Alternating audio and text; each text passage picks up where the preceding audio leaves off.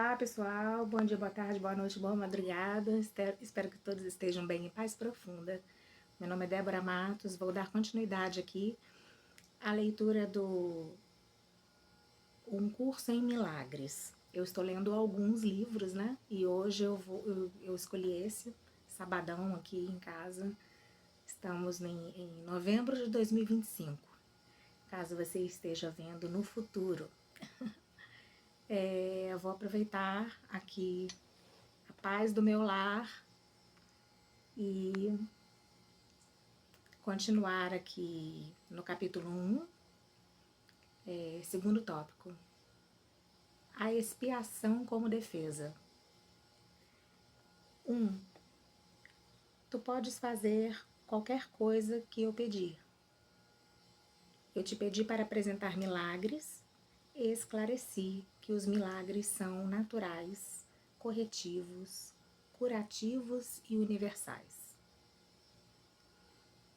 Não há nada que não possam fazer, mas não podem ser apresentados no espírito da dúvida ou do medo. Quando tem medos de qualquer coisa, estás admitindo que ela tem o poder de ferir-te. Lembra-te de que onde está o teu coração, aí está também o teu tesouro. Tu crês no que valorizas. Se estás com medo, inevitavelmente estás valorizando de forma errada. A tua compreensão dotará então todos os pensamentos com igual poder e inevitavelmente destruirás a paz. Por isso que a Bíblia fala da paz de Deus que excede o entendimento. Essa paz é totalmente incapaz de ser abalada por erros de qualquer espécie. Nega que qualquer coisa que não venha de Deus tenha capacidade de afetar-te. Esse é o uso apropriado da negação. Não é usada para esconder nada, mas para corrigir o erro. Ela traz todos os erros à luz. E como o erro e a escuridão são a mesma coisa, corrige o erro automaticamente. 2. A verdadeira negação é um instrumento de proteção poderoso. Podes e deves negar qualquer crença em que o erro possa ferir-te. Esse tipo de negação não é um encobrimento, mas uma correção. A certeza da tua mente depende dele. A negação do erro é uma forte defesa da verdade, mas a negação da verdade resulta em criação equivocada, que são as projeções do ego. A serviço da mente certa, a negação do erro liberta a mente e restabelece a liberdade da vontade. Quando a vontade é realmente livre, não pode criar equivocadamente, porque só reconhece a verdade. Tu podes defender a verdade assim como o erro. Os meios são mais fáceis de serem compreendidos depois que o valor da meta está firmemente estabelecido. A questão é saber para que isso serve. Todo mundo defende seu tesouro e fará isso automaticamente. As questões reais são: qual é o tesouro e quanto tu o valorizas? Uma vez que tiveres aprendido a considerar essas questões, trazê-las a todas as tuas ações, terás pouca dificuldade em esclarecer os meios. Os meios estão disponíveis a qualquer momento em que o pedires. Contudo, pode economizar tempo se não protelares esse passo de forma indevida. O enfoque correto vai encurtá-lo inconsuravelmente. 4. A expiação é a única defesa que não pode ser usada destrutivamente, porque não é um instrumento feito por ti.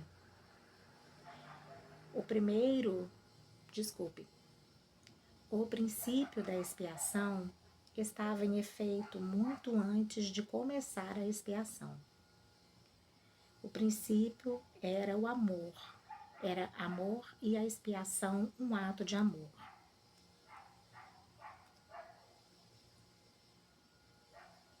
Só um momentinho aqui que eu me perdi.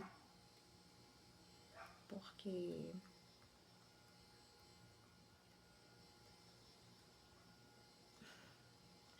eu vou ter que editar esse vídeo porque eu... Ah, meu Deus do céu. Porque eu...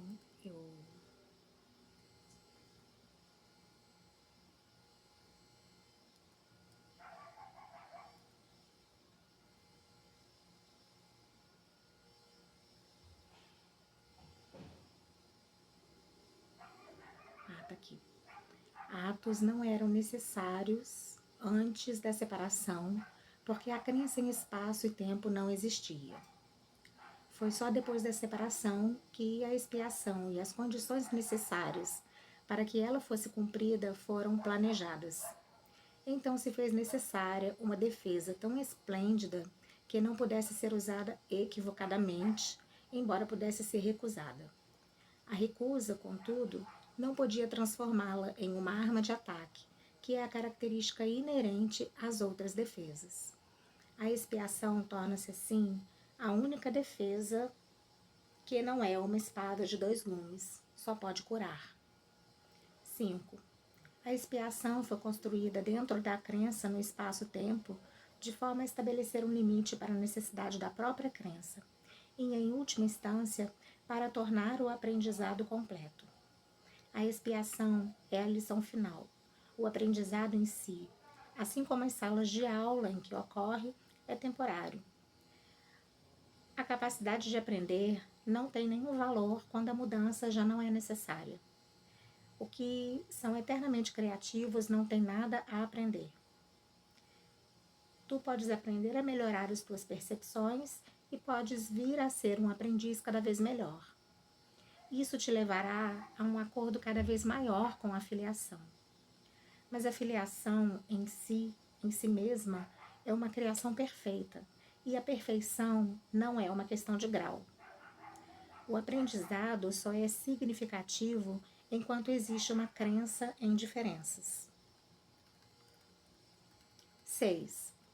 A evolução é um processo no qual aparentemente passas de um estágio ao seguinte. Corriges os teus passos equivocados anteriores, caminhando para a frente. Esse processo é de fato incompreensível em termos temporais, porque retornas na medida em que avanças. A expiação é o instrumento através do qual podes te libertar do passado na medida em que avanças. Ela desfaz os teus erros passados, assim fazendo com que seja desnecessário que tenhas que ficar revendo os teus passos sem avançar para o teu retorno.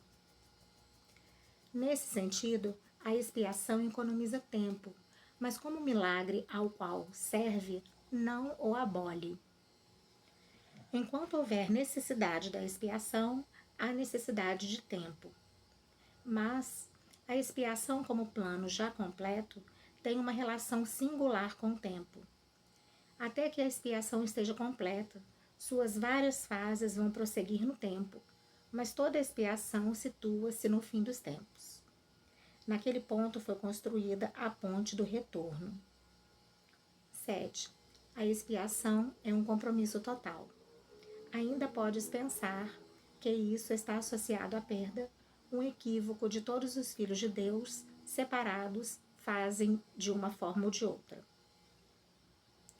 É difícil acreditar que uma defesa que não pode atacar seja a melhor defesa. É isso que quer dizer: os mansos herdarão a terra. Eles literalmente a conquistarão devido à sua força. Uma defesa que funciona em duas direções é intrinsecamente fraca, precisamente porque tem dois gumes e pode voltar-se contra ti de forma muito inesperada. Essa possibilidade não pode ser controlada, a não ser pelos milagres. O milagre volta à defesa da expiação para a tua real proteção. E na medida em que vens a ser cada vez mais seguro, assumes o teu talento natural de proteger os outros, conhecendo a ti mesmo como um irmão e um filho. 3. O altar de Deus. Eu estou dando uma olhada aqui para ver se o capítulo é muito grande, para ver se eu faço ainda nesse vídeo, junto com esse número 2. Eu vou prosseguir. 3. O altar de Deus. 1. É terceiro tópico e número 1, tá bom? A expiação só pode ser aceita dentro de ti através da liberação da luz interior. Desde a separação, as defesas têm sido usadas quase que inteiramente para defender contra a expiação e assim manter a separação. Isso é geralmente visto como uma necessidade de proteger o corpo. As muitas fantasias corporais, nas quais a mente se engaja, surgem da crença distorcida, segundo o qual o corpo pode ser usado como um meio para se atingir a expiação. Perceber o corpo como um templo é só um primeiro passo na correção dessa distorção, porque altera apenas parte dela. Ela de fato reconhece que a expiação em termos físicos é impossível. O próximo passo, todavia, é reconhecer que um templo não é absolutamente uma estrutura. Sua verdadeira santidade está no altar interior, em torno do qual é construída a estrutura. A ênfase em belas estruturas é um sinal do medo da expiação e uma recusa em alcançar o altar propriamente dito. A beleza real do templo não pode ser vista com o olho físico. A vista espiritual, por outro lado, não pode absolutamente ver a estrutura porque é visão perfeita. Pode, todavia, ver o altar com clareza perfeita. 2. Para a efetividade perfeita, o lugar da expiação é o centro do altar interior, onde ela desfaz a separação e restaura a integridade da mente. Antes da separação, a mente era invulnerável ao medo, porque o medo não existia. Tanto a separação quanto o medo são criações equivocadas que têm que ser desfeitas para a restauração do templo e para que o altar se abra com o fim de receber a expiação. Isso cura a separação, colocando dentro de ti a única defesa efetiva contra todos os pensamentos de separação e fazendo com que sejas perfeitamente invulnerável. 3. A aceitação da expiação por todas as pessoas, é só uma questão de tempo. Isso pode parecer que contradiz o livre-arbítrio devido à inevitabilidade da decisão final, mas não é assim. Tu podes contemporizar e és capaz de enorme procrastinação, mas não podes desviar-te inteiramente do teu Criador, que fixa os limites da tua capacidade de criar de forma equivocada. Uma vontade aprisionada engendra uma situação que, levada aos extremos, vem a ser totalmente intolerável. A tolerância à dor pode ser alta, mas não é sem limites. Eventualmente, todos começam a reconhecer, embora de forma tênue, que tem que existir um caminho melhor. Na medida em que esse conhecimento vem a ser estabelecido de forma mais firme, vem a ser um ponto de mutação. E isso, em última instância, desperta outra vez a visão espiritual, enfraquecendo simultaneamente o investimento na vista física. O investimento alternado nos dois níveis de percepção é usualmente experimentado como um conflito que pode vir a ser muito agudo. Mas o resultado é tão certo quanto Deus. 4. Literalmente, a visão espiritual não pode ver o erro e meramente olha procurando a expiação. Dissolvam-se todas as soluções que os olhos físicos buscam. A visão espiritual olha para dentro e reconhece imediatamente que o altar foi profanado e necessita ser reparado e protegido. Perfeitamente ciente da defesa certa, passa por cima de todas as outras, olhando além do erro para a verdade. Em função da força dessa visão, ela traz a mente para o seu serviço. Isso restabelece o poder da mente e faz com que ela seja cada vez mais incapaz de tolerar adiamento, reconhecendo que só adiciona dor necessária. Como resultado, a mente vem a ser cada vez mais sensível ao que antes teria considerado como instruções muito pequenas de desconforto. 5. As crianças de Deus têm direito ao consolo perfeito que vem da confiança perfeita. Enquanto não conseguirem isso, desperdiçam a si mesmos e aos seus poderes criativos verdadeiros em tentativas inúteis de se fazerem mais confortáveis através de meios impróprios. Mas os meios reais já foram providos e não envolvem, em absoluto, nenhum esforço da parte delas. A expiação é a única dádiva que é digna de ser oferecida no altar de Deus, devido ao valor do próprio altar. Ele foi criado perfeito e é inteiramente digno de receber a perfeição. Deus e suas criações são completamente dependentes entre si. Ele depende delas porque as criou perfeitas. Ele lhes deu a sua paz, de modo que não pudessem ser abaladas nem pudessem ser enganadas. Sempre que sentes medo, estás enganado e a tua mente não pode servir ao Espírito Santo. Isso te deixa faminto, negando-te o pão de cada dia. Deus é solitário sem os seus filhos e eles são solitários sem ele. Ele tem que aprender a olhar para o mundo como um meio de curar a separação. A expiação é a garantia de que, em última instância, terão sucesso. Agora que eu vi, enquanto eu tô apoiada no notebook fazendo assim, a câmera ficou balançando, né? Gente, desculpa, as minhas gravações são caseiras, tá?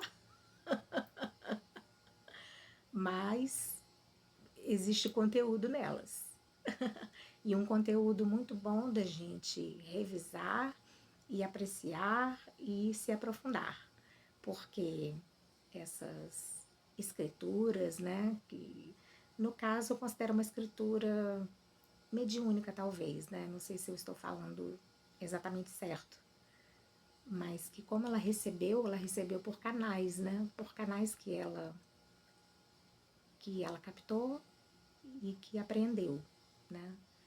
Então eu ainda não sei exatamente se eu falo a coisa certa, mas eu creio que sim. Eu vou fazer um outro vídeo, o próximo, né, que eu tomo 4, o quarto, né, que é a cura como liberação do medo. A cura como liberação do medo. Isso me interessa muito. Bom, pessoal, é isso aí. Vamos seguir adiante com as nossas leituras. Espero que vocês estejam gostando do conteúdo do canal, né, que está sendo agora sobretudo de leituras, né? Mas eu tenho colocado alguns vídeos que eu estou produzindo sobre os gráficos radiestésicos, que faz parte do assunto da radiestesia, e dei uma paradinha. Comecei timidamente ali nos vídeos de óleos essenciais, mas dei uma parada, né? Então eu vou, para dinamizar, não ficar só num assunto, eu vou depois pegar alguns conteúdos de aromaterapia e colocar aqui no canal. Eu estou devendo a parte de florais, porque eu ainda não peguei a continuidade do livro que eu estou lendo, né, da Carmen Monari. E eu vou começar a falar também sobre cada floral de Bach. Eu vou pegar o meu sistema, vou trazer aqui o vidrinho para vocês e vou falar sobre aquele floral, tá bom? Então tá, pessoal, até o próximo vídeo. Curta, comente, compartilhe com quem você acha que vai gostar do conteúdo, tá? Que gosta das terapias holísticas. E eu gostaria também que vocês ativassem o sininho para receber os novos vídeos e que me ajudem a expandir o canal, que ele já chegou aí nos... Ai, rapaz, agora eu não sei quantos inscritos, né? Mas é um canal novo, eu comecei esse ano, em janeiro, mas estamos em novembro já, né? Ele ainda está tímido aí, mas está devagar e sempre. Já o meu outro canal, que é o Débora Matos, de tudo um pouco. É um canal de variedades, um canal caseiro, onde eu coloco alguns vídeos desse canal Flor Divina lá também. Mas é um canal bem mais antigo, ele já tem uns 12 anos, eu acho. E tem bem mais inscritos, né? Mais visualizações. E é isso aí. Então, até o próximo vídeo. Namastê. Bye, bye.